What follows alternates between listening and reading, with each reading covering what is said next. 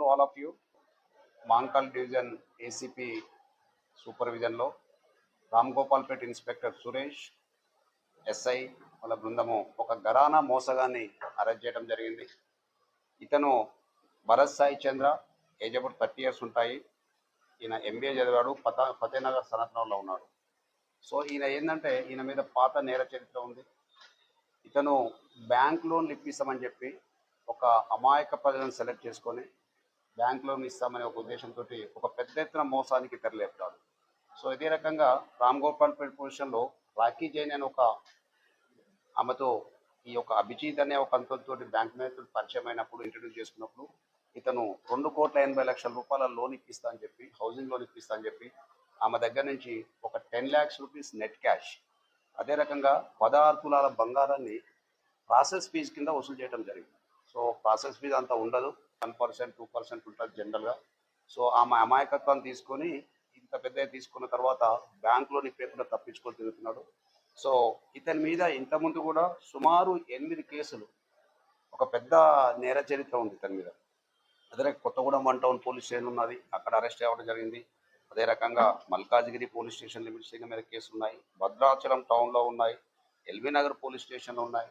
So అదే రకంగా last Madhapur police station, Cyberabad commissioner కూడా ఇదే రకంగా ఎంతో మందికి మోసం చేసి అతని మీద కేసులు ఇచ్చి అరెస్ట్ చేశాడు. సో ఇది ఒక మోడస్ ఆపరెండి అన్నాడు.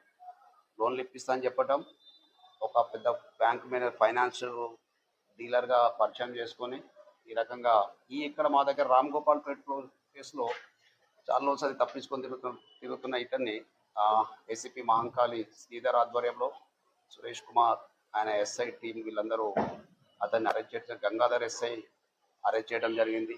సో అరెస్ట్ చేసే క్రమంలో అతని నేర చరిత్ర బయటపడ్డది.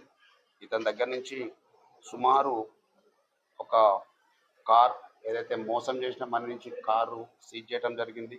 అదే రకంగా ఎండివర్ కార్, ఒక యాపిల్ i17 ఫోన్ ప్రో, ఒక 4 లక్షల రూపాయల క్యాష్, అదే రకంగా ఒక బిస్కెట్, ఇది 16 తులాల గోల్డ్ను ఏదైతే తీసుకున్నో దాన్ని కూడా రికవర్ చేయడం జరిగింది. సో ఇటువంటి మోసాలు చాలా మంది మార్కెట్లో, ప్రజలలో, సొసైటీలో బ్యాంక్ అకౌంట్లో 4 లక్షల రూపాయలు కూడా ఉన్నాయి, అవి కూడా ఫ్రీ చేయడం జరిగింది. సో అయితే ఒక నేర చరిత్ర, ఇక్కడ మీద ఎక్కడైనా వారెంట్స్ కూడా పెండింగ్ ఉన్నాయా, కోర్టుకు వెళ్తున్నది తదుపరి దర్యాప్తులో తెలియడం జరుగుతుంది. సో ప్రజలందరూ ఏంటంటే పుట్టిగానే నమ్మకుండా నిజంగా వాళ్ళు బ్యాంకులో ఇప్పిస్తలేదని ఈ రకమైన మోసగాల చేతిలో పడకూడదని పోలీసులు విజ్ఞప్తి చేస్తున్నాం. సో ఇతన్ని థరో ఇంట్రాగేట్ చేసి అదే రకంగా ఇంకెక్కడన్నా ప్రజల ఎక్కడైనా మోసం చేసి ఉంటే కూడా అటువంటి కూడా కేసులో కూడా అతన్ని అరెస్ట్ చేయడం జరుగుతుంది.